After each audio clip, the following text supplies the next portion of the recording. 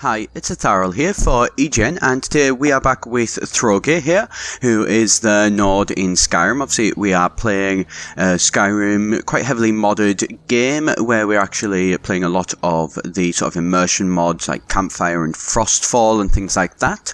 So here we are, obviously as well, doing sort of the Unbound sort of thing, so we're not sort of tied into the Dragonborn quest or anything like that. We're just kind of going around, creating our own story in the Skyrim game here. So we are actually just sort of exploring around Falkreath, getting to know it a little bit better and everything, just filling out sort of some of the areas of the map, when obviously Throgir does manage to come on this little tower. It's one of the things I do really love about the Skyrim game. There's loads of these little places like this that have absolutely nothing to do with the actual any quests or anything like that in the actual game. They're just kind of off by themselves, and you know, you go and explore them and you sort of come up with your own stories as to why they were here. You know, I mean, these two obviously exactly what it was that they're doing and things like that. You know, it's something that can be quite an interesting idea to try and think about.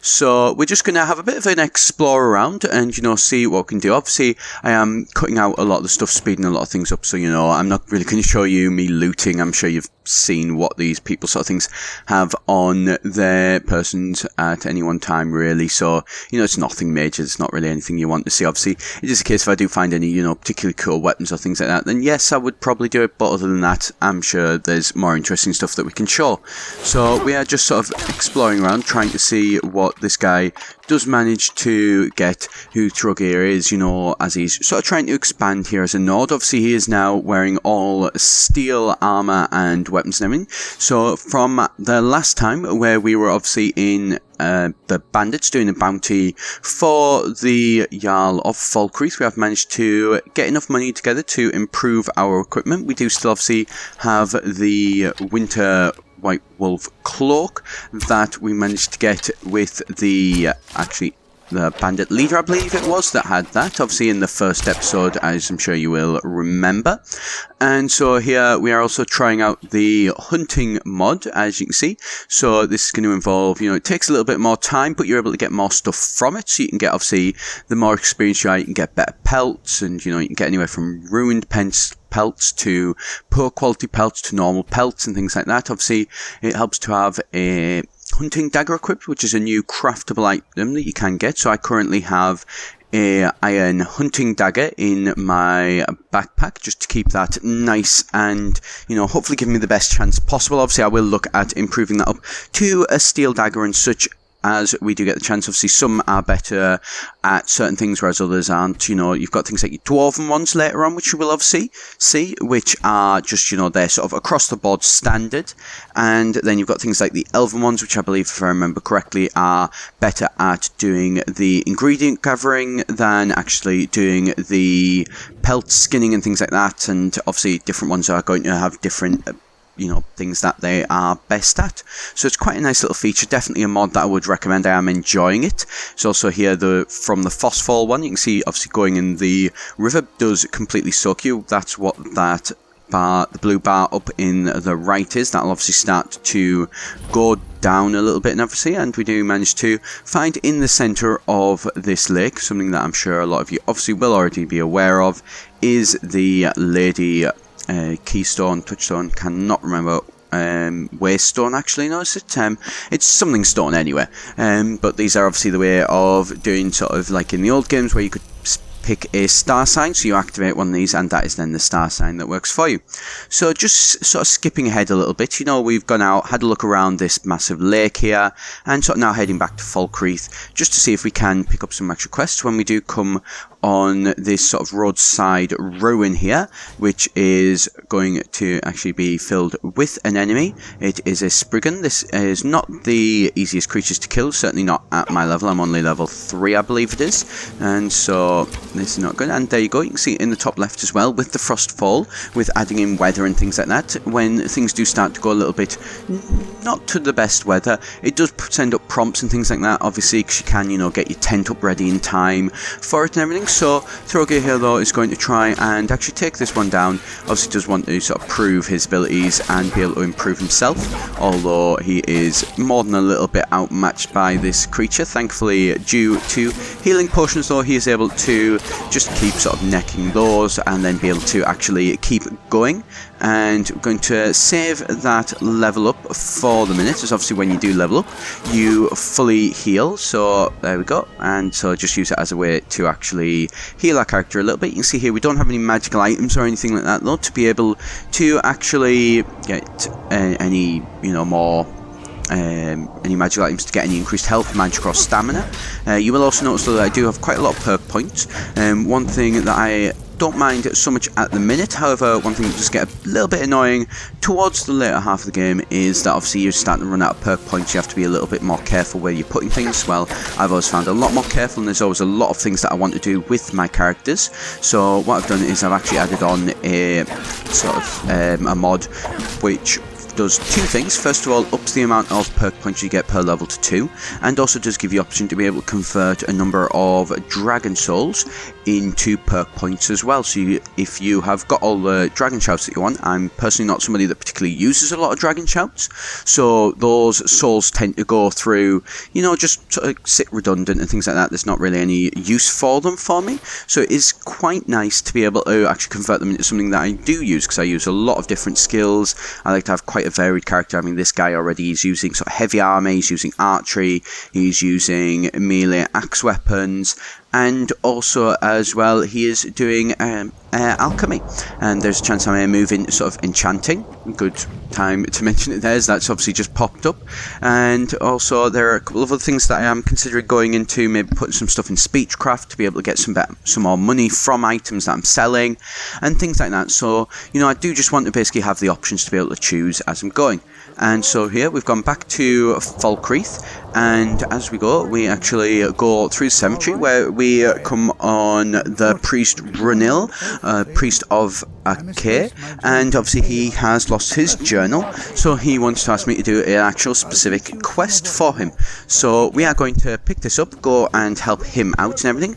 Always nice to get some extra quests. It's something that we're wanting to sort of get things a little bit more focused for Throgir, but still very much doing it where it is a case that we are actually focusing on doing sort of side quests and not just big, try go and save the world sort of quests. We want to play sort of a usual adventure who, to, well, use the overused pun, who has then actually taken out and settles down later on.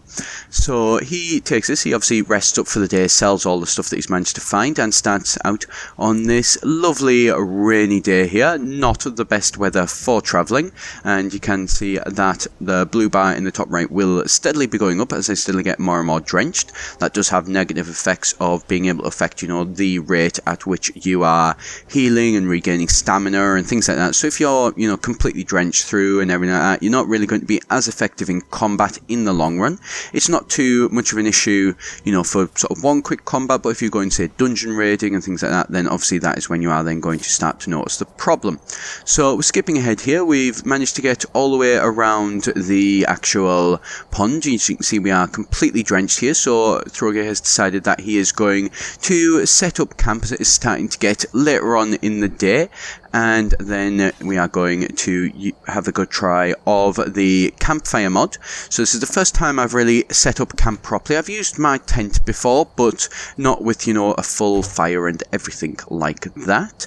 So this is quite a nice little mod here. It basically just works like an extra sort of crafting tree.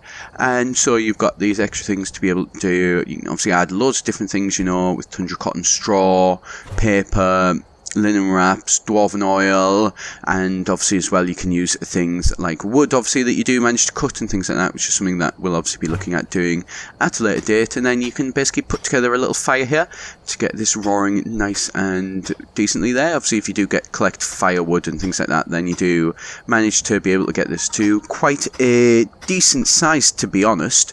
So it is definitely a good little mod for doing that. Obviously it helps you with the Frostfall stuff with the cold and everything, as they are actually fully integrated with each other, which is definitely something. The campfire mod is one that I do believe is recommended to get with the Frostfall mod, as obviously, you know, being able to put up an actual fire and things like that, you know, is something that certainly when you're in the north near Solitude is something that you're going to be very thankful for in the long run, as, you know, as good as the fur tent will be to help keep you warm, nothing will quite, you know, beat the fire. So we are here at the point where we are, you know, just setting up this actual sort of camp here. We've managed to get a little bit of a fire going. It's not a massive fire, but you know, it'll do. It'll keep us going. It'll keep us warm for a couple of hours and things. One thing I will mention as well though is that as you do add more fuel and sort of better quality fuel to be able to get larger fires, it does actually increase the size of the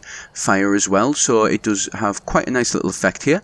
And so there we go, we're going to set up, we've just got a small sort of one-man tent here. We may look at getting one of the bigger ones in the future, however for the minute obviously it is very much a case with obviously you know, only having sort of limited carrying capacity, not something that we want to just do or anything that at the minute. So here we've had a bit of a rest, and we're going to get up. Seems to be a little bit of an awkward one to get out here, but the rain has stopped now when we do manage to get up. So we're going to pack everything up there, collect any actual sort of burning material from the campfire that we do manage to have there. I do believe we do have still a little bit of left.